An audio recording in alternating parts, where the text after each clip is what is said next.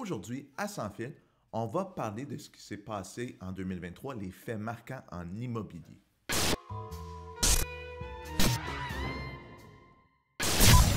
Donc, l'effet le plus marquant en immobilier en 2023, c'est la hausse des taux d'intérêt. Ça faisait des 5, 10, 15 années qu'on n'avait pas vu des taux d'intérêt si élevés que ça.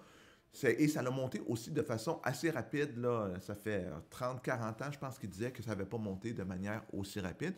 C'est probablement ce qui a eu le plus gros impact sur le marché immobilier, même avant l'inflation. Les taux d'intérêt ont monté à cause de l'inflation.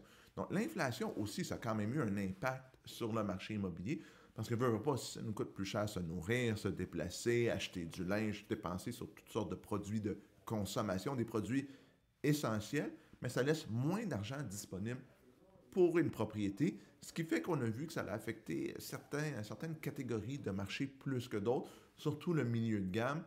L'entrée de gamme et le haut de gamme ont été moins affectés, mais l'inflation a quand même eu un super gros impact sur le marché immobilier. Comme il y avait moins d'acheteurs, ben vous pouvez deviner ce qui est arrivé aux ventes. Ils ont diminué à environ, on va finir l'année autour de 75-78 000 ventes à l'échelle du Québec. De ce que moi j'ai vu dans les statistiques, je pense que c'est en 2014, la dernière fois qu'on a eu si peu de ventes, comparé aux 115-120 000 qu'on a eu en 2021. C'est quand même une baisse importante, ce qui fait qu'il y a moins de transactions, ce qui fait que le métier de courtier immobilier aussi devient plus dur, et ce qui fait que ça l'a augmenté le pouvoir des acheteurs en négociation, surtout dans la deuxième partie de l'année qu'on a vu ça vraiment arriver.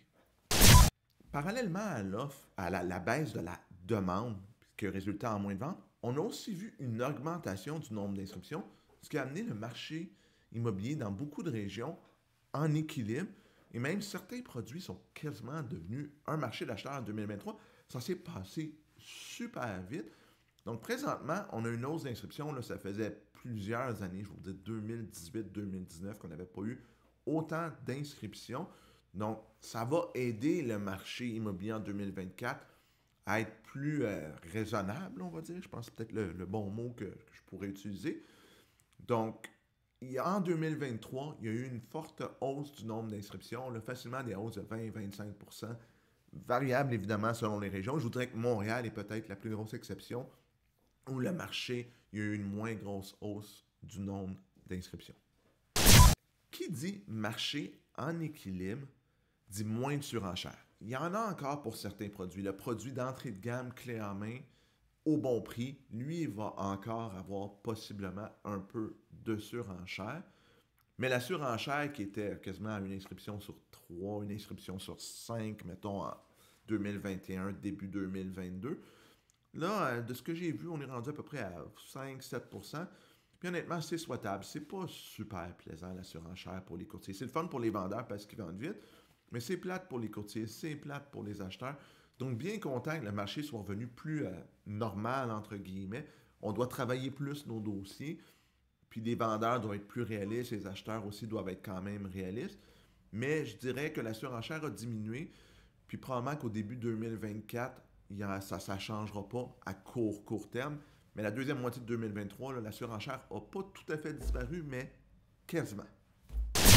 On a vu aussi en 2023 des cas problèmes en immobilier de certains de mes collègues qui ont fait des choses pas correctes, qui ont paru dans les journaux. On pense au courtier à Repentigny avec l'histoire des fausses offres d'achat, un courtier à Montréal qui a fait de la spéculation sur le dos de ses clients, qui a eu 150 000 d'amende. Donc, les mauvais plis de la COVID ont commencé à sortir au comité de discipline. Puis, tu sais, malheureusement, le marché de fou qu'on a eu a contribué à ça. Pas toujours volontairement. Des fois, c'est tellement nouveau, tellement débordé, on faisait tous de notre mieux. Mais il y a vraiment eu certains cas problèmes qui ont ressorti. Puis une des raisons pourquoi c'est ressorti, c'est qu'en 2023, le régulateur a commencé à être plus sévère avec les courtiers en déontologie. Puis c'est correct. Là. Moi, quelqu'un qui fait quelque chose de pas correct, là, je suis le premier à dire qu'il doit être puni. Mais on voit vraiment qu'il y a eu un resserrement. Puis il y a aussi eu une hausse substantielle des pénalités. Moi, je me rappelle, il y a 3, 4, 5 ans, on avait des fois d'envoyer des pénalités de 1 000 $ pour une faute déontologique, mais le courtier avait fait 10 000 $ sur la transaction. C'était comme une goutte d'eau dans l'océan. Donc, moi, je suis content que les sanctions soient plus sévères si quelque chose n'a pas été faite comme il faut. Et c'est ce qu'on voit présentement avec le régulateur, c'est qu'augmenter les amendes, les suspensions sont plus longues. Ils ne se gênent pas pour essayer de demander des suspensions provisoires. Je ne dis pas qu'ils ont toujours raison, là, puis je ne veux pas que mes collègues côté disent ben c'est ça, tu prends le bar, puis ça n'a pas d'allure ce qu'ils font. Ils ont leur tort eux aussi, mais ils ont quand même resserré la vis, puis je pense que ça peut juste être bon pour l'image de la profession à moyen et long terme. Est-ce qu'il y a d'autres choses que vous avez vues de votre côté qui seraient un fait saillant immobilier que j'ai oublié? Si c'est le cas, mettez-le en commentaire. Si vous avez aimé la vidéo, faites un pouce en l'air, c'est toujours apprécié. Abonnez-vous à la chaîne, on continue à mettre du contenu immobilier régulièrement. Puis on se revoit la prochaine fois pour une autre capsule. À bientôt tout le monde!